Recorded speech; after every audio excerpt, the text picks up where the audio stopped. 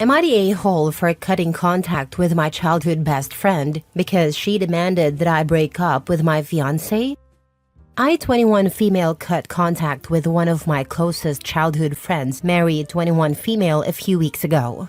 While I feel relieved she's out of my life, most of my family and mutual friends think I overreacted. And now I'm starting to second-guess my decision.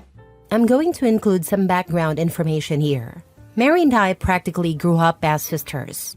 We were neighbors, and our parents started arranging play dates for us before we could even walk. From kindergarten to secondary school, we did everything together. If I wasn't at her house, she was at mine. I trusted her completely and never thought of her as anything other than my best friend. Things changed when Mary moved away for university. At first, I missed her, but over time, I noticed how much easier my life felt without her constant presence. I wasn't being criticized, guilt-tripped, or forced to justify my choices anymore. It became clear how much control she had over me. Mary had a way of dominating every aspect of my life. She dismissed my hobbies and pressured me to quit them, and if she didn't like one of my friends, I'd have to cut ties. You could call me a pushover, but when you grow up with someone like that, it's hard to see the manipulation for what it is. Things really came to a head when I met my now fiancé Dave, 27 male. He's amazing, kind, supportive, and everything I've ever wanted in a partner. We clicked instantly, and he's honestly the best thing that's ever happened to me. But of course, Mary didn't approve. She immediately tried to plant seed of doubt, saying he was too old, he'd cheat, or he was only using me. Thankfully, once I didn't listen to her, and I'm so glad I didn't. In December, Dave surprised me with a dream vacation, and during the trip, he proposed. Everything about it was perfect. He planned every little detail, and it was more magical than I could have ever imagined. I was over the moon and couldn't wait to share the news with everyone. Naturally, I told Mary, expecting at least some excitement. But instead, she downplayed the entire thing. She nitpicked the proposal, saying how she would have done it differently and what could have been better. It stung, but I brushed it off and reminded her that it was my proposal, not hers. A few weeks later, we met in person for the first time in months. That's when things completely fell apart. Out of nowhere, Mary told me I should break up with Dave. When I asked why, her reasoning had nothing to do with me. Instead, she compared him to her boyfriend Julian, 22 male, saying things like, Dave makes more money than Julian, and Dave can give you everything, while I have to work for what I want. It was clear she wasn't concerned about me. She was just jealous. She couldn't handle the fact that, for once, my life seemed better than hers. That was the breaking point for me. I told her to leave my house, and afterward, I sent her a long message explaining how hurt and disappointed I was. I told her that her behavior was unacceptable and that I didn't want her to contact me again. Since then, it feels like she's told everyone in our social circle. Mutual friends and even some family members have reached out, saying I was too harsh and should have handled things differently. They said, that's just how Mary is. You've known her your whole life. She's always been in the spotlight and gotten what she wanted. Some even accused me of breaking her heart and said it was wrong to choose my fiancé over a lifelong friend. Even my mom said she expected better of me, and that's what's making me question my decision. Did I overreact? Mary has been a huge part of my life for as long as I can remember. Sure, she has her flaws, but we've also shared countless good times and memories. Am I throwing away years of friendship over this? Should I try to fix things? Or was cutting her off the right choice? For clarification, I don't know exactly what Mary told my friends and family, since most of the messages I received were pretty vague. I also didn't ask my mom what Mary said happened. I was too angry to have a calm conversation after my mom told me I was being dramatic, which led to me yelling at her. All I know is that Mary admitted to asking me to break up with my fiancé, but I don't know if she explained why she wanted me to. Lastly, my parents raised Mary like a second daughter, and she's always been incredibly kind in front of them. I guess that's why they didn't believe me. Maybe they're just in denial because it's easier for them to handle. I don't know. But I get it. Hearing something bad about someone you like for the first time can make you want to deny it. Now for the top comments. not the a-hole. I cut ties with a friend a couple years ago that I now recognize as a narcissist. I've found out so much since breaking ties with her. Was it hard for you as well to cut her off? Because honestly, while I'm happy that she's gone, I'm also kind of sad.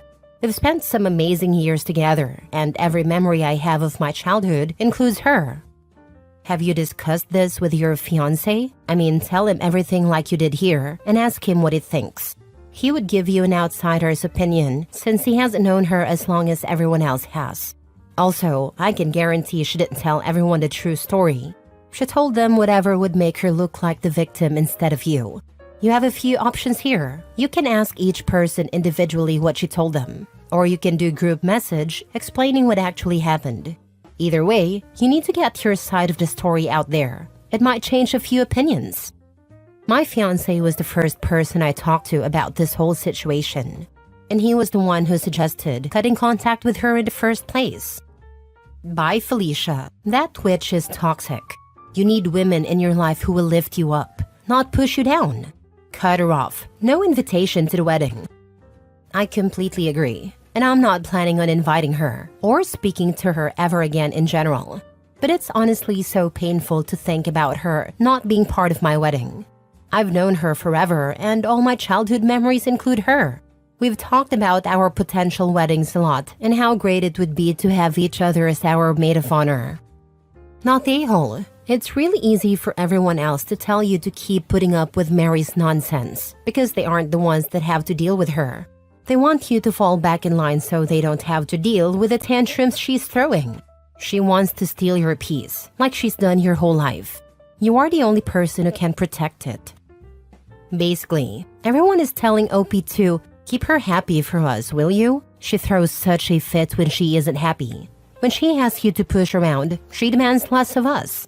It sounds like the parents started using OP to do this when they were kids. And I'm kind of worried about OP and her fiancé. If her whole family and friend group has been like this her whole life, it's a really hard habit to break in romantic relationships. My parents basically raised her and view her as a daughter. I guess their main issue with me cutting contact is that they won't get to see their second daughter as often anymore. Or at least not without me being mad at them. When I was younger, I never saw Mary's behavior as something bad. I don't know if my parents were aware of her pushing me in certain directions, since she's been incredibly kind to them all the time. And I didn't really say, hey, I quit gymnastics because Mary told me to. Next story. Am I the a-hole for using my sister's words against her and saying she should feel lucky to have her kids and to have all that time with them? I, 32 female, have been low contact with my sister Jade, 33 female, for almost 3 years now. I have fertility issues and have been unable to conceive naturally or with fertility medication. When Jade was pregnant with her third child, I had just ended my time on a fertility medication. At that time, I was upset to be at the end of another option in my fertility journey. Jade sent me a text a couple of days after I finished and bluntly asked if I was pregnant yet. The text came out of nowhere, and the tone felt very harsh. But we had been close, so I tried to give her the benefit of the doubt and told her, unfortunately, no. But it wasn't the end. She came over to my house later that day and told me she was pregnant again, her third child, and that I should quit making a big deal out of having kids, and just be grateful I get to spend time with her kids. She said she had been ready to announce her pregnancy the day I ended my time on the fertility medication. And then our mom asked me about it in the family group chat, which includes the two of us and our parents. I told her I had no idea, and if she had wanted to announce, I wouldn't have blamed her. She said I might not have, but everyone would have thought she was selfish and insensitive. She told me I should just accept that I'm meant to be a babysitter, not a mother. She said I should feel lucky for what I have, embrace it, and be more useful to her. My husband and I babysat a lot for Jade and her husband. I was also her second birthing partner for her first 2 kids because her husband isn't the best in medical situations. It hurt me to hear Jade talk like that, but I didn't want to think the worst of her, so I asked her if she was okay and if anything was wrong. She made it clear that she really didn't care about me and saw me as a useful tool, babysitter, instead of a person who had her own stuff going on. She even told me she was glad my fertility treatments had failed because I could give up and focus on our kids. At that point, I pulled way back, and we're no longer close in any kind of way. Jade was surprised at first and then told me I was just selfish and trying to be something I wasn't meant to be, a mom. My parents were upset with what Jade said and asked her to apologize to me, but she never has. She defended her stance, saying I could be of better use. When our parents told her it was wrong to talk to me like that, she said it was fine and that I was never that great of a babysitter anyway, so they're better off without me. My husband and I are still trying to conceive, but we're also focusing on staying mentally healthy through it all. I prioritized therapy for a while after the breakdown in my relationship with Jade. A few days ago, Jade texted me and asked me to babysit her 4 kids. 2 were in school, so I need to pick them up after school, and the other 2 I was supposed to have all day. She said she had some kind of doctor's appointment, and our parents said no. I replied with a simple no. She texted back saying I needed to do this because she couldn't bring her kids to the hospital with her. I repeated my response of no and left it there. She told me I needed to freaking step up, that she'd already had to reschedule a few times because she had a kid so much and she couldn't bring them with her. Where I might be the a-hole is that I sent a longer reply this time, telling her she should feel lucky to have her kids and be grateful for all the time she gets to spend with them, using her own words against her after 3 years. Jade went nuts after that, but I ignored every text and didn't read most of them. She told me it wasn't a time and that a hospital appointment is a big deal. Am I the a-hole? Not the a-hole. Jade can pound sand. I am petty and an a-hole, and here is what OP should do. Refuse to babysit for the next 12 months and let Jade enjoy the full benefits of parenthood. Also, I love how OP simply replied, no. Such a complete answer. Not the a-hole OP. Not the a-hole. She hasn't been empathetic or considerate during your fertility struggles. She has belittled and insulted you, undermined you, yet still expects you to bend over backward for her when it comes to babysitting duties. You don't owe her anything, and you deserve to focus on yourself and starting a family. Stick to your boundaries and don't allow your mother or anyone else to guilt you into doing things you don't want to do. Plus, if you were never that good of a babysitter anyway, she should find someone who is. I wanted to say that to her actually, but then I also knew I shouldn't engage too much either because she already had my answer. I'd be so petty I would screenshot her messages back to her after a couple of days as she needs some serious education about herself. If it's possible, but some people are just oblivious. I'd say, are you quite well? You told me I wasn't good enough, remember? Stuff over text is easily ignored, so I'd put it in actual writing exactly why you are low contact and happier for it. Good for you, OP. Do yourself a favor and just block her. I feel sorry for your nieces and nephews growing up with a mother like her. Best of luck on your fertility journey. Not the a-hole. It's something I'm considering after this.